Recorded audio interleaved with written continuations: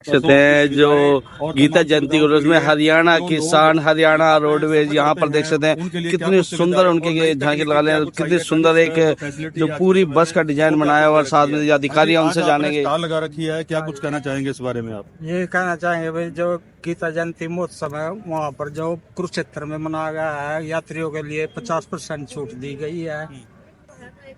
यानी 50% छूट दी गई है। हाँ जी, हरियाणा रोडवेज की जो बसें हैं पूरे हरियाणा, पूरे भारत में नंबर 1 पर है। हाँ जी, हाँ।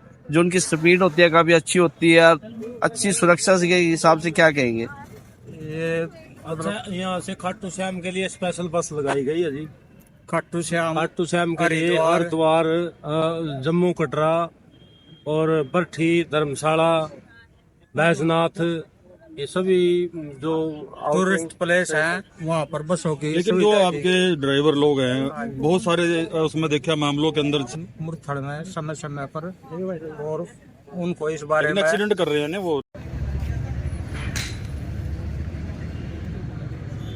श्रीमद् भगवत गीता वो ग्रंथ है भारत का, हमारे पूर्वजों की वो देन है जिसे दुनिया की 175 से अधिक भाषाओं में अनुवादित किया गया है। एक ऐसा ग्रंथ जिसे केवल कोई धार्मिक ग्रंथ कह के या आध्यात्मिक ग्रंथ कह के उसका महत्व घटा नहीं सकता।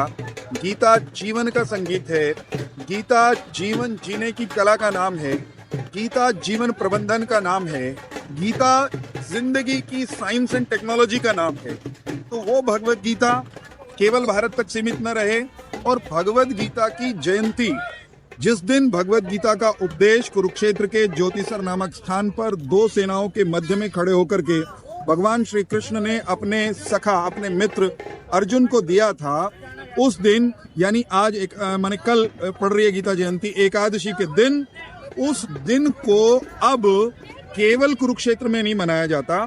हरियाणा की सरकार ने मनोहर जी के नेतृत्व में गीता जयंती को राष्ट्रीय ही नहीं अपितु अंतर्राष्ट्रीय स्वरूप प्रदान किया है। हरियाणा मनाता है, हरियाणा का हर गांव मनाता है, देश के सभी हिस्सों में भगवत गीता की जयंती मनाई जाती है, और केवल वहां तक नहीं, दुनिया के कई राष्ट्रों में भी गीता जयंती के कार्यक्रम होते हैं। हर साल किसी एक देश में तो होता ही है। हमारे यहाँ जब गीता जयंती मनती है, कुरुक्षेत्र में अंतर्राष्ट्रीय गीता जयंती का बहुत भव्य समारोह चल रहा है, तो उसमें किसी न किसी देश के प्रतिनिधि भी आते हैं। जैसे इस बार श्रीलंका के एक मंत्री, कैबिनेट मंत्री, वहां के धार्मिक मामलों के मंत्री, वो कल आए हुए थे। ऐसे ही किसी दूसरे राज्य के मुख्यमंत्री, किसी राज्य को भी हम बुलाते हैं। इस बार असम हमारा सहयोगी राज्य है अंतर्राष्ट्रीय गीता जयंती समारोह का, तो असम के मुख्यमंत्री हिमंत बिस्वा शर्मा जी की उपस्थिति उसमें रहने वाली है। ये कार्यक्रम जिलों में भी उसी भव्यता के साथ मनाया जाने लगा, जो खुशी की बात है। आज करनाल में 2 दिवसीय गीता जयंती समारोह का भव्य आगाज हुआ है। विभिन्न विभागों ने अपनी प्रदर्शनियां लगाई हैं, अपनी उपलब्धियां, अपनी योजनाएं लोगों को बता रहे हैं, और एक सेमिनार कहिए, एक विचार गोष्ठी हुई है मंगल सेन ऑडिटोरियम में, इस सभागार में, जहां हमारे हरविंदर कल्याण जी जो विधायक हैं घरोंडा के, वो आज मुख्य अतिथि थे। और हम लोगों ने आज भगवत गीता के महत्व पर विद्यार्थियों के साथ, शिक्षकों के साथ, कर्मचारियों के साथ, सामाजिक कार्यकर्ताओं के साथ विस्तार से चर्चा की है। मैं एक रोचक बात बताना चाहता हूँ। भारत के लिए भगवत गीता कोई आज महत्वपूर्ण है ऐसा तो नहीं है। भगवत गीता तो जब प्रकट हुई 5000 साल से अधिक पहले, उसी दिन से महत्वपूर्ण है, लेकिन भगवत गीता को हम भारत वाले ही भूल रहे थे। प्रधानमंत्री नरेंद्र मोदी जी को और हमारे हरियाणा के मुख्यमंत्री मनोहर जी को इस बात का श्रेय जाता है कि उन्होंने भगवत गीता के महत्व को नए सिरे से सारी दुनिया के सामने प्रतिपादित किया है। हरियाणा के मुख्यमंत्री मनोहर जी हर समय भगवत गीता की एक छोटी सी पुस्तिका अपनी जेब में रखते हैं। हरियाणा की विधानसभा में वो खड़े होकर अपनी बात कर रहे हों या किसी जनसभा में, भगवत गीता उनके हृदय के पास रहती है, उनके हृदय में रहती है, उनके जीवन और व्यवहार में रहती है। इसी तरह प्रधानमंत्री नरेंद्र मोदी ने एक बड़ा बदलाव किया है। अब तक विदेशी कोई मेहमान आता था ना भारत में, कोई राष्ट्रपति, प्रधानमंत्री, कोई विदेश मंत्री भारत में आए तो कोई मेमेंटो, कोई स्मृति चिन्ह देना होता था सरकार को। तो सरकार की तरफ से एक खराब सी परंपरा चल रही थी, पुरानी सरकारों की तरफ से। जो भी आया उसके हाथ में ताजमहल, जो कि एक तरह से मजार है, कब्र है, मजार नहीं कहेंगे, कब्र कहेंगे, वहां कोई दफन है, एक कब्रिस्तान का एक हिस्सा कह लीजिए, ठीक है, उस पर एक अच्छी इमारत बनी हुई है, ताजमहल का प्रतिरूप वो दे दिया करते थे भारत की पहचान के रूप में। अब जरा आप सब सोचिए कि क्या भारत की पहचान कोई कब्र हो सकती है, कोई एक ऐसी इमारत हो सकती है जिसे बनवाया भी कथित रूप से विदेशी आक्रांताओं ने हो। प्रधानमंत्री नरेंद्र मोदी ने इसमें बड़ा बदलाव किया। अब कोई भी विदेश से भारत की यात्रा पर आता है, राष्ट्राध्यक्ष हो, कोई उनके बड़े अधिकारी मंत्री हो, तो भारत सरकार की ओर से उन्हीं की भाषा में, जिस भी देश का कोई प्रतिनिधि आएगा उसी की भाषा में श्रीमद् भगवद गीता की प्रतिलिपि भारत की पहचान के रूप में, प्रतीक चिन्ह के रूप में दी जाती है। नरेंद्र मोदी दुनिया को गीता पढ़ा रहे हैं और भारत को भी भगवद गीता के मार्ग पर चलते हुए आगे बढ़ा रहे हैं। मैं इसको बहुत सुखद परिवर्तन मानता हूँ। कांग्रेस पार्टी ने आज रोज सर क्या है अदरक की बर्फी? ये अदरक की बर्फी सर जो है, ये जैसे सीजन आया हुआ है, सर्दी का सीजन आया हुआ है, तो आजकल के सीजन में जैसे अब आपने देखा होगा कुछ एक कंट्रीज में, कुछ एक राज्यों में कोरोना वापस आ रहा है, तो उसमें क्या होता है कि जैसे इम्यूनिटी कम हो जाती है, तो सर्दी खांसी जुकाम बुखार ये सब चीजें हो जाती हैं। तो उसमें यदि हम अदरक की बर्फी का प्रयोग करते हैं तो हमारे को उन चीजों में लाभ मिल सकता है।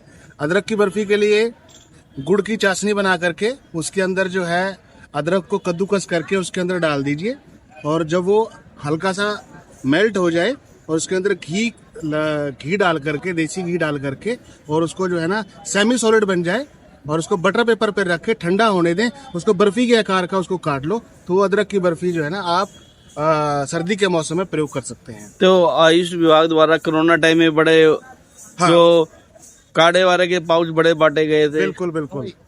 तो उसमें जो वो काढ़े होते हैं वो भी इम्यूनिटी बढ़ाने का काम करते हैं, क्योंकि उसमें लौंग, काली इलायची, तेज पत्ता ये सब चीजें होती हैं, तो उसका काढ़ा पीते हैं तो वायरस जो है उस पर अटैक नहीं करता है। सर्दियों के टाइम में खास करके मतलब शाम के टाइम या सुबह के टाइम में कफ बहुत आता है। हाँ। उसके लिए क्या है? उसके लिए आप जैसे काली मिर्च होती है, काली मिर्च को जो है आप इसमें अदरक के साथ जो है ना मिक्स करके शहद के साथ ले सकते हैं, तो कफ नहीं बनेगा उससे। मतलब लिक्विड करके या नहीं, उसको पीस करके काली करके अदरक के जूस में मिला लो। हाँ। और साथ में शहद मिला लो। कितने दिन तक लें?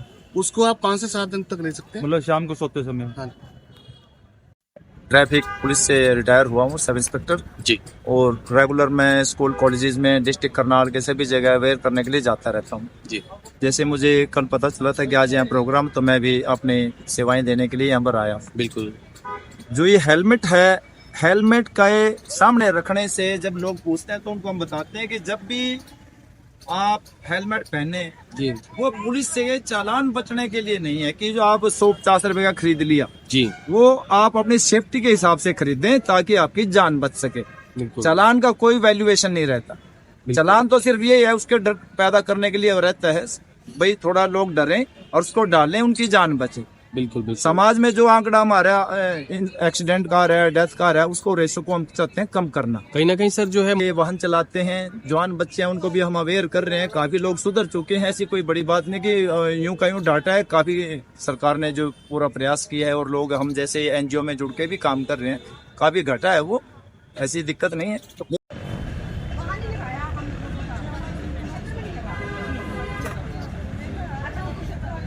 आज कैंप है और आप जो मेडिकल कैंप लगा उसको लेकर क्या बताना चाहेंगे? हाँ जी, यहाँ हमारी स्वास्थ्य विभाग की पूरी टीम है। ये डॉक्टर साहब है, मैं डॉक्टर केशव, यहाँ हमारी सारी टीम बैठी है। यहाँ हम जितने भी पब्लिक आ रही है उनका बीपी, शुगर और जो भी कोई कंप्लेंट बताता है एसिडिटी की या कोई पेन बताता है या फीवर बताता है, तो उसकी सारी मेडिसिन यहाँ अवेलेबल है। तो हम उनको मेडिसिन भी प्रोवाइड कर रहे हैं। तो फ्री है सर ये जो? हाँ जी, सब फ्री है, बिल्कुल मुफ्त है ये सब। और जितने जो भी जानकारी को जानना चाहते हैं यहाँ पर स्वास्थ्य के रिलेटेड, वो सब दी जा रही है। हमने यहाँ पैम्फलेट्स भी रखे हुए हैं, सारे सब जानकारी उनको यहीं पे दी जा रही है। कौन से हॉस्पिटल के द्वारा किया जा रहा है कैंप ये सर? ये सीएमओ सर की तरफ से है, यहाँ से सिविल सर्जन की तरफ से हमारी ड्यूटीज लगाई गई है यहाँ पर। तो गीता जयंती पे कुछ कहेंगे? तो गीता जयंती पे अच्छा एक महोत्सव पूरा हाँ जी, ये आप देख सकते हैं, ये पूरा अच्छा महोत्सव किया हुआ है। पूरा सारे विभाग से लोग आए हुए हैं यहाँ पर।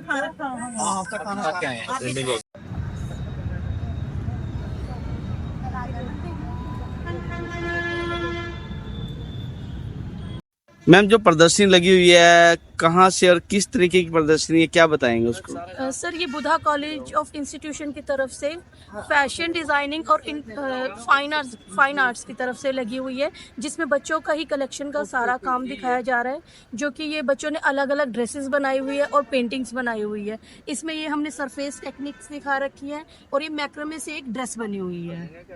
तो ड्रेस सब बच्चों ने बनाई है? हाँ जी सर, ये सब स्टूडेंट का काम है। तो यहाँ से कुछ सेल की जा रही है वैसे दिखाने के लिए? सर दिखाने के लिए, ताकि आप लोग यहाँ से ऑर्डर भी दे सकते हो स्टूडेंट को, जिसने जो काम किया हुआ है या जिसका जो ड्रेस है वो पसंद आ रही है, तो आप स्टूडेंट से कांटेक्ट करके वो ड्रेसेस भी बनवा यानी भी उन सकते बच्चों हैं। से संपर्क हाँ जी, करेंगे सर। अपना वो ऑर्डर? कॉलेज की तरफ से आप संपर्क कर सकते हो उनसे। यानी कोई खरीद भी सकता है, उनसे हाँ जी, बनवा हाँ भी जी, सकता है? बिल्कुल सर। कोई बच्चे आए इस वक्त यहाँ? हाँ जी सर, ये स्टूडेंट्स हैं हमारे। तो मैम कुछ कहेंगे, आप भी क्या करते हैं आप? मैं फैशन डिजाइनिंग का कोर्स करूँगी बुधा कॉलेज। तो आप में ये जो दिलचस्पी आई तो डिजाइनिंग में, तो उसको लेकर क्या बताएंगे? अब फैशन डिजाइनिंग में अपना करियर आगे सेट करना हमें।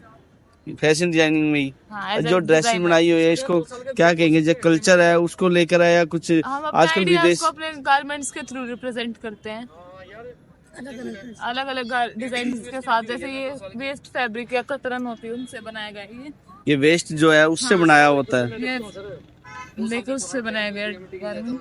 तो आप कितने बच्चे इसमें काम कर रहे हैं जो फैशन डिजाइनिंग में वहाँ बुद्धा कॉलेज? होंगे 50-60 बच्चे हैं। तो आप भी फैशन डिजाइन से जुड़े हैं, तो आपने क्या तैयार किया अभी तक? अभी हम सेकंड ईयर में हैं, तो ये बेसिकली 3 या 4 ईयर का कोर्स होता है। तो अभी सेकंड ईयर में तो हमने जैसे सरफेस की सैम्पलिंग करी है और बेसिक हमने ब्लॉक पैटर्न मेकिंग करी है और बेसिकली जो हमने डिज़ाइनिंग करी है और ये जैसे ज्वेलरी मेकिंग है, हैंडमेड ज्वेलरी है और इलस्ट्रेशंस हैं। तो हमने अभी 2D में काम किया है बेसिकली ज़्यादातर, और अभी थोड़ा 3D में हम कम है अभी, बट हम इस सेकेंड ईयर में हम करेंगे, ड्रेस मेकिंग में जाएंगे और सब इलस्ट्रेशन वगैरह को रियल बनाएंगे। देख सकते हैं गीता जयंती में सरदार अनाथालय ट्रस्ट की तरफ से भी जो प्रदर्शनी लगाई गई है, स्टाफ है यहाँ। मैम ये बच्चों के द्वारा बनाया गया है सब, जितना भी सामान? तो छोटे बच्चों के द्वारा बनाया गया जो स्कूल में वहाँ पढ़ते हैं। तो क्या क्या हमारी मतलब कि 12 साल की लड़की है, ये आइटम है उस लड़की ने बनाई है। ये 12 साल की बच्ची है, उसके द्वारा बनाया गया है। तो क्या क्या बनाया उन्होंने? जैसे ये हो गया, ये हो गया। ये क्या है मैम? ये हट सी बनाई हुई है। तो क्या कहेंगे गीता जयंती पर, तो बच्चों में मनोबल बढ़े जिससे? हाँ जी, सर बहुत टैलेंटेड है मतलब। यानी बच्चे अच्छे हैं, वो बनाते हैं, तो और बच्चों से भी कहेंगे कि घर में कुछ ना कुछ करते रहे स्कूल या कॉलेज के माध्यम से। हाँ जी बिल्कुल, हम सभी बच्चों को बोलते हैं जैसे हमारे बच्चे मतलब इतना अच्छा करते हैं, आप लोग भी करें। तो बच्चों से कहेंगे कि ऐसे प्रोडक्ट बनाते रहे, प्रेरणा मिलती है। हाँ जी, हमारे बच्चे तो बनाते रहते हैं सर, मतलब एग्जीबिशन वगैरह हम करवाते रहते हैं वहाँ पे। तो सरदार अनाथालय का बड़ा इसमें हाथ है, बच्चों को ऐसी शिक्षा दे रहे हैं। हाँ जी, सबसे बड़ा हाथ हमारी मैनेजमेंट का है सर, मतलब वो सहयोग देते रहते हैं हमें। हाँ जी।